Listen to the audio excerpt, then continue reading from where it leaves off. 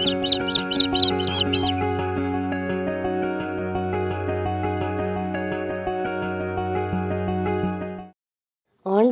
இனிய நாமத்தில் உங்களை சந்திப்பதில் மிக்க மகிழ்ச்சி அடைகின்றேன்.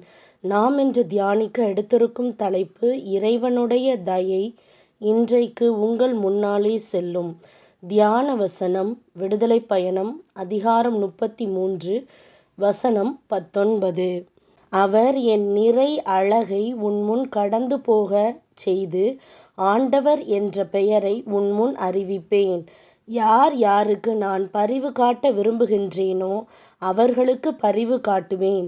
யார் யாருக்கு இரக்கம் காட்ட விரும்புகின்றேனோ அவர்களுக்கு இரக்கம் காட்டுவேன் என்றார். இந்த வசனத்தின் மூலமாக கடவுள் நமக்கு உணர்த்துவதை சிந்திப்போமா? கிறிஸ்துவுக்குள் பிரியமானவர்களே, நம்முடைய ஆண்டவரும் மீட்பருமான இயேசு கிறிஸ்துவின் இனிய நாமத்தில் உங்களை வாழ்த்துகிறேன். என்னுடைய தயை எல்லாம் உனக்கு முன்பாக கடந்து போகும் என்ற வசனத்தை கடவுள் இன்றைக்கு உங்களுக்கு ஆச்சரியமான ஆசீர்வாதத்தை வைத்திருப்பதாக கூறுகின்றார்.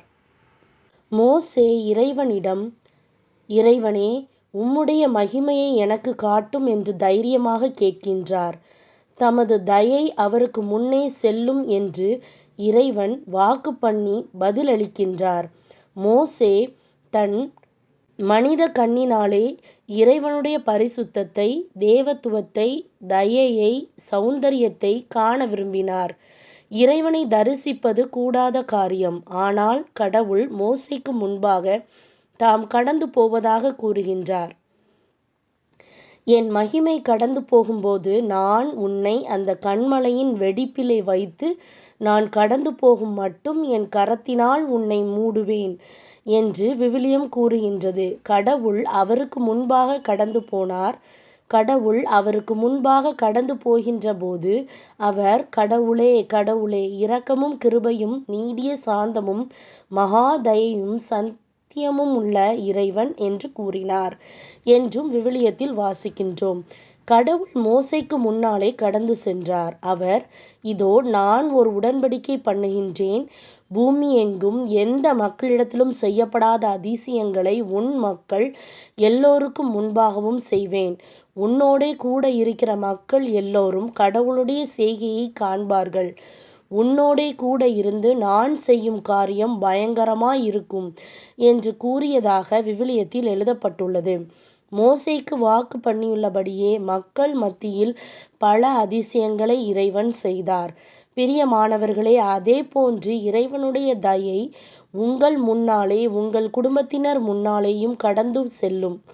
மோசே இறைவன் தங்கியிருந்த இறை சமூகத்தையே அனுபவித்தார். ஆனால் உள்ளாக வாசம் பண்ணும் இறை சமூகத்தை அனுபவிக்கும் சிலாக்கியத்தை இயேசுவுக்குள்ளான இறைவனுடைய பரிசுத்த ஆவியின் வடிவில் இறைவன் நமக்கு அளித்துள்ளார். இறைவனை நமக்குள்ளாக கொண்டிருப்பது எவ்வளவு மகிமையான அனுபவம்! இயேசு நம்மோடு இருந்தால் எல்லா தயையும் நமக்கு முன்னாலே கடந்து செல்லும் என்பதை அது உணர்த்துகின்றது.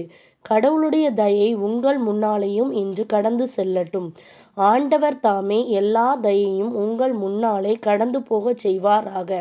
இறைவன் உங்களை ஆசீர்வதிப்பாராக. சிந்திப்போம், வாழ்வாக்குவோம். நாம் ஜெபிக்கலாமா?